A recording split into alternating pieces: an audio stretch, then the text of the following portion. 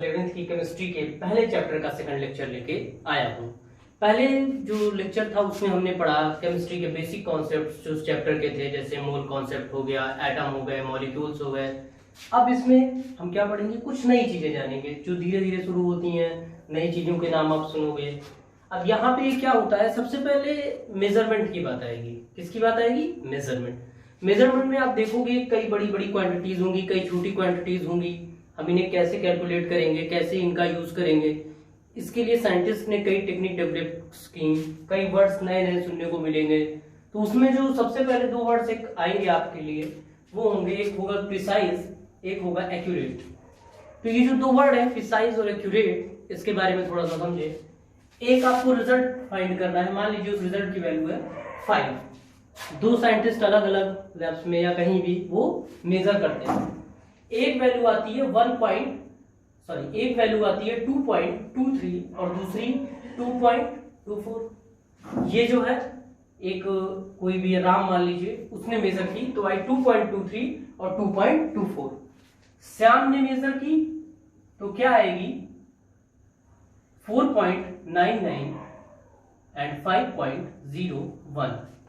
अब आप इन दोनों वैल्यूज में एक चीज कॉमन देखोगे कि इनमें एक एक का डिफरेंस है, एक एक का डिफरेंस है। बट ये जो प्रिसाइज इसको मैंने लिखा है वो 5 से काफी दूर है, रिजल्ट से काफी दूर है, लेकिन ये वैल्यू रिजल्ट के काफी पास है। यानी क्या देखते हो आप, जो दो वैल्यूज आसपास रिजल्ट की हों उन्हें हम कहेंगे प्रिसाइज। लेकिन जब दो वैल्यूज उनकी वैल्यू आसपास हो लेकिन वो रिजल्ट से काफी पास हो तो उन्हें क्या कहेंगे? एक्यूरेट। इससे एक टर्म और निकल के आता है कि एक्यूरेट वैल्यू प्रिसाइज हो सकती है। प्रिसाइज हो सकती है यानी आसपास हो सकती है, लेकिन हर प्रिसाइज वैल्यू एक्यूरेट नहीं हो सकती। यानी हर प्रिसाइज वैल्यू की जो है रिजल्ट के आसपास नहीं होगी। ठीक है।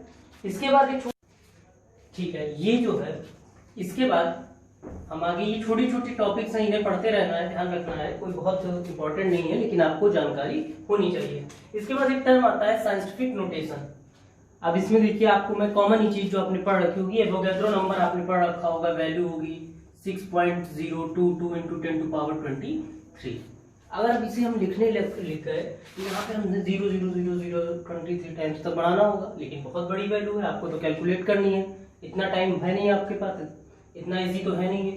तो क्या किया साइंटिस्ट ने, इसको पावर में कन्वर्ट करके लिख दिया। यानी उस बड़ी वैल्यू को इस टाइप में उसका नोटेशन करना ही कहलाता है साइंटिफिक नोटेशन। बस, और कोई बहुत बड़ी बात नहीं है।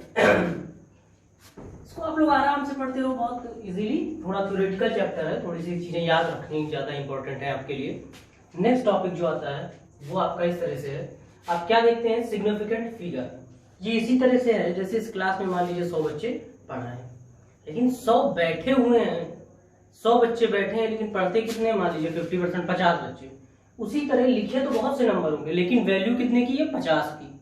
वो 50 बच्चे जो पढ़ रहे हैं मेन उन्हीं के लिए है। बैठे तो 100 हैं, डिजिट तो कई लिखे होंगे, लेकिन यूजेबल कुछ होंगे, यानी मीनिंगफुल कुछ ही होंगे। तो सिग्निफिकेंट फिगर एक डिजिट्स में, एक नंबर में आपको बताता है कि मीनिंगफुल कितने डिजिट्स हैं। तो इसको जानने के लिए कुछ रूल है कि कौन सा मीनिंगफुल है, कौन सा नहीं। जैसे कौन सा बच्चा, जो बच्चा लिख रहा है, सिंपल सी बात है कि वो एक रूल हो गया कि जो बच्चे लिख रहे हैं यानी वो पढ़ने वाले बच्चे हैं। तो ऐसे ही इसमें भी कुछ रूल्स हैं जिनके बारे में हम पढ़ेंगे। चलिए देखिए, rule number 1, every non zero digit will always significant figure. Example से डायरेक्ट मैं समझाता हूँ। एवरी नॉन जीरो, समझ गए, जीरो के अलावा जो भी हो, 1 हो, 12 हो, 132 हो, 154 हो, ये सारे क्या हो गए? इसमें सारे के सारे सिग्निफिकेंट फिगर होंगे। यानी इसमें कितना सिग्निफिकेंट फिगर? 1, इसमें कितना? 2, 132 में कितने? 3, इसमें कितने? 4। आपसे कोई पूछे 132 में कितने सिग्निफिकेंट फिगर होंगे? 3, 152 में 3। Okay, next of zero between two significant figure always significant. दो सिग्निफिकेंट फिगर लिखे, मान लीजिए ये लिखा है 1, ये लिखा है 2, इनके बीच में आप सिग्निफिकेंट, इसके बीच में 0 लिख दिया आपने। अब ये 0 भी as a significant figure count होगा and number of significant figure इसमें कितने हो जाएंगे? 4। यहाँ लिखा है 5 9। इसके बीच में आपने लिख दिया, ये हो गया काउंटेबल, हो गया, यहाँ भी हो गए 4। यही है इसकी, यही रूल हमें बताता है। इसके बाद 0 in the starting of a digit non significant. 0 starting में हो, यानी 0 आपने लिख दिया 3। यहाँ कितने सिग्निफिकेंट फिगर? 1। आपने 0.03 लिख दिया, कितने सिग्निफिकेंट फिगर? 1। स्टार्टिंग 0 है, ये काउंट नहीं होगा, ठीक है। If 0 present after decimal as a last digit it will be significant figure. यानी डेसिमल लगा है, 3 लिखा है और 0 लिखा है। यहाँ 0 तो है डेसिमल के बाद, लेकिन लास्ट है, लास्ट डिजिट है, तो इसका मतलब यहाँ पे ये काउंट होगा एज अ सिग्निफिकेंट फिगर। यहाँ पे काउंट होगा एज अ सिग्निफिकेंट फिगर। और यहाँ पे कितने सिग्निफिकेंट फिगर? 2, क्योंकि पहले वाला तो काउंट नहीं करेंगे। एक चीज और याद रखनी है, केवल नॉर्मल डिजिट लिखा है आपको, तो यहाँ पे जो जीरोस होंगे वो काउंट नहीं होंगे। यहाँ पे जो 0 होगा वो as a significant figure count नहीं होगा, यहाँ पर केवल 1 ही होगा, ठीक है। चलो, इसके बाद fix number will have infinite significance. Fix number, जैसे कोई एक क्वांटिटी आपको फिक्स कर दे, मान लीजिए आपको इसने बता दिया कि आपके पास 13 बॉल्स हैं, तो 13 बॉल्स हैं, यानी जो 13 है यहाँ पे इनसिग्निफिकेंट फिगर जो है वो इनफाइनाइट होंगे। कई हो सकते हैं, ढेर सारे हो सकते हैं। ये मैं थोड़ा फास्ट पढ़ा रहा हूँ, थोड़ा जल्दी जल्दी, क्योंकि ये थ्योरेटिकल टॉपिक है। इसको जितना प्रैक्टिस करोगे, जितनी बार पढ़ोगे, उतना ही आएगा ये, ठीक है। वहां पे इनफाइनाइट, क्योंकि आप इसको लिख सकते हो 13.0000 फाइनाइट नंबर तक। इसके बाद साइंटिफिक नोटेशंस, जैसे अभी मैंने बताया था 6.022 × 10⁻23। अब इसमें क्या होगा, हमें पावर वाला पोर्शन ना देख के केवल इस पोर्शन को देखना होता है। इसमें जितने सिग्निफिकेंट फिगर होंगे आप आंसर उतना ही दोगे कि इसमें केवल 4 सिग्निफिकेंट फिगर हैं, तो आंसर विल बी 4, ठीक है। इसका फटाफट स्क्रीनशॉट ले लो। ले लिया? अब कुछ क्वेश्चन दे रहा हूं, इन्हें आपको करना है।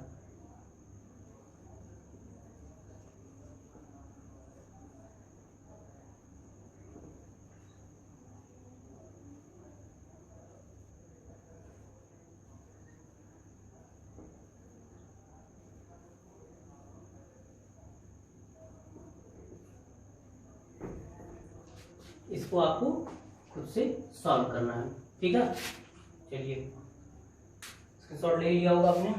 अब नेक्स्ट आते हैं टॉपिक पे।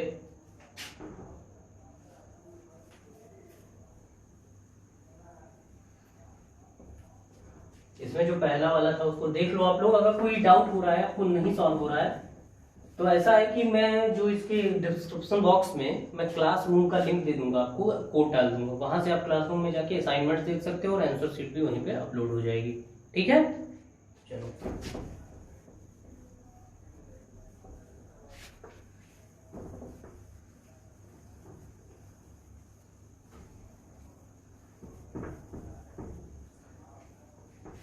इसके बाद आती है बात, अब ये सिग्निफिकेंट फिगर तो होगा, लेकिन एडिंग और सब्सट्रैक्शन के लिए जब बड़ी बड़ी क्वांटिटीज हैं, है ना, अभी मैंने बात किया ये केमिकल इतने ग्राम ले लिया, ये केमिकल इतने ग्राम कर ले लिया, अब इनको जोड़ेंगे तो इसमें कितने सिग्निफिकेंट फिगर होंगे, कितने की हमें वैल्यू केवल काउंट करनी होगी, ये हमें देखना है। सबसे पहले हम देख लेते हैं फॉर ऐड एंड सब्सट्रैक्शन।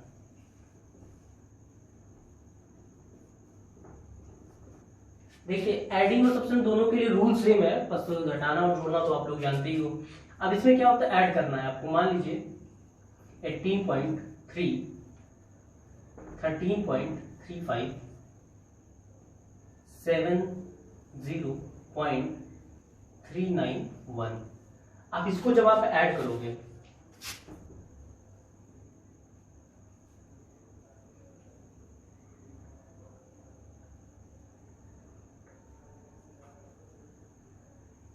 $39.041, ये तो नॉर्मल आंसर आ गया।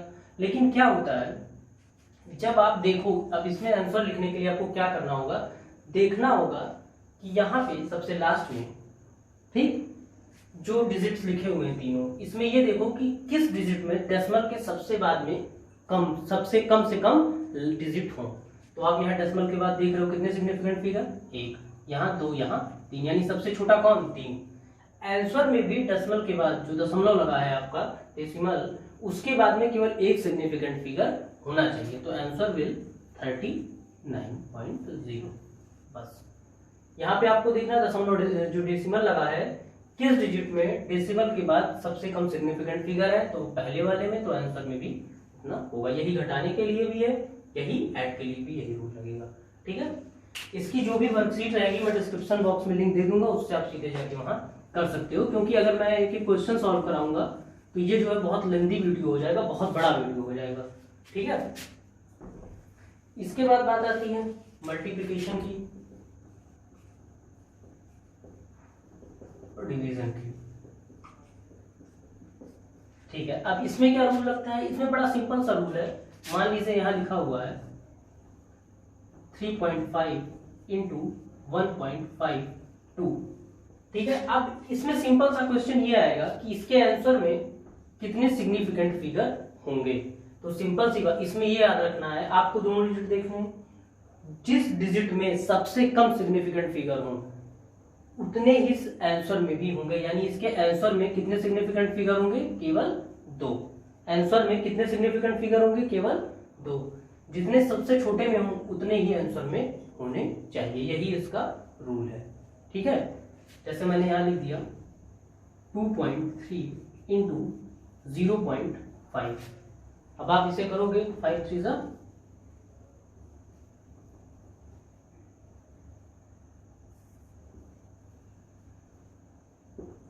ठीक, लेकिन आंसर में कितने? केवल यहाँ एक सिग्निफिकेंट फिगर है, तो यहाँ पे भी केवल एक ही होगा। Answer will 1, answer will 1। Okay, चलिए ठीक है, ये हो गया मल्टीप्लिकेशन और डिवीजन का रूल। अच्छा ठीक है, अब आपने देखा कि यहाँ हमने इसको हटा दिया, ये कर दिया, वो कर दिया। अब ये जो हटाने का रूल है ना, ये ऐसे नहीं कि बस हमने देखा ये है जितना आ गया तो ऐसे हटा दिया, ऐसे कर दिया, नहीं। इसके लिए कुछ रूल्स हैं। और ये जो लास्ट डिजिट हम हटाते हैं, 3 डिजिट तक करते हैं, 2 डिजिट तक आंसर सिग्निफिकेंट करते हैं, उसके लिए कुछ रूल है। उस टेक्निक को कहते हैं राउंड ऑफ। क्या कहते हैं? Round of. इसके बारे में हम देखेंगे।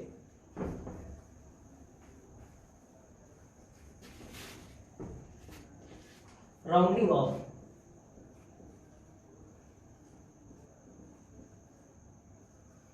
देखिए इसमें बड़ा ही अच्छा टॉपिक है ये।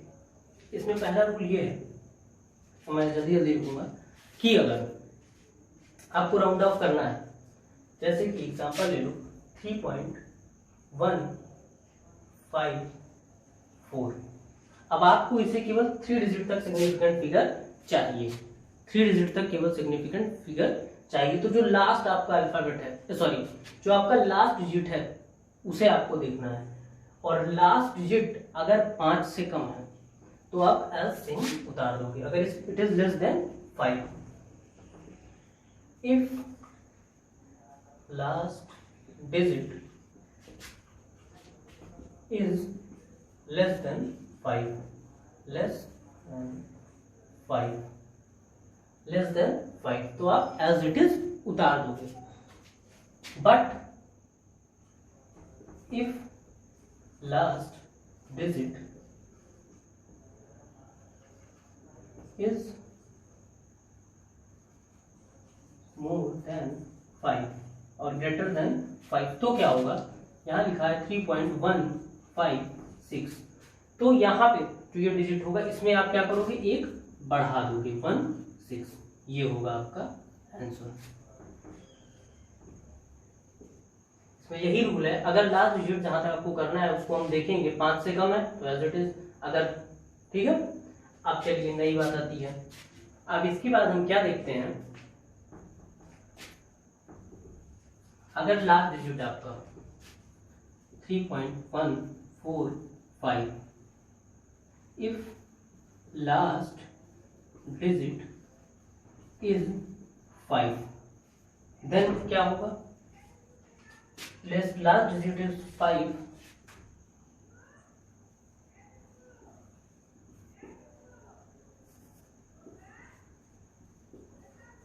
और जो इसके पहले का डिजिट होगा, जो इसके पहले का डिजिट होगा, ठीक, अगर वो इवन है,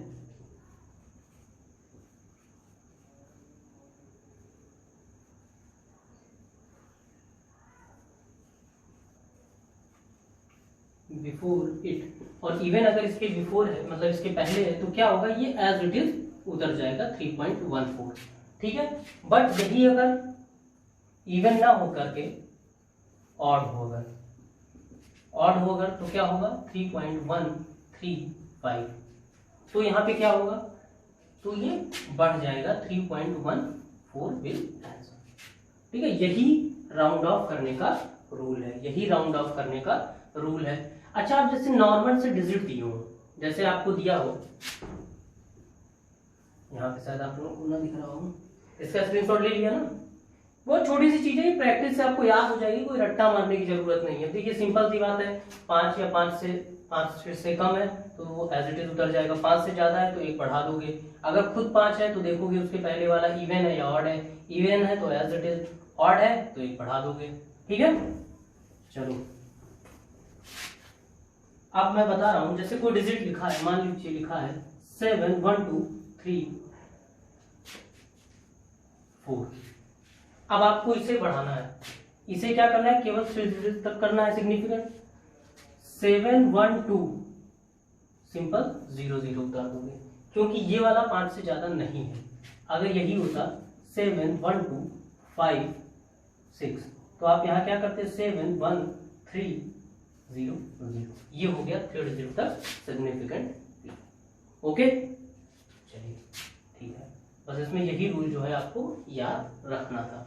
और इसकी भी जो आंसर शीट है, जो वर्क शीट है, वो मैं उस लिंक डाल दूंगा, उससे आपको सीधे गूगल क्लासरूम में मिल जाएगी, ठीक है। इसको आप लोग उतार लो, कॉपी कर लो।